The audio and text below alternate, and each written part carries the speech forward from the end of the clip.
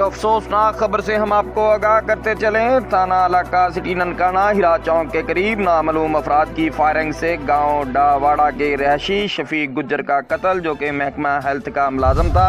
آئیے رپورٹ جانتے ہیں طارق محمود سے۔ جی طارق، ننکانہ صاحب، علاقہ تھانہ سٹی ننکانہ ہیرا چوک کے قریب نامعلوم افراد کی فائرنگ سے گاؤں ڈاواڑہ کے رہائشی شفیق گجر قتل۔ شفیق گجر محکمہ ہیلتھ میں ملازم تھا اور پیرامیڈک لانس کا پریزیڈنٹ تھا۔ لواحقین نے شفیق گجر کی dead body railway road D P S چوک میں رکھ کر روڈ بلاک کر دیا۔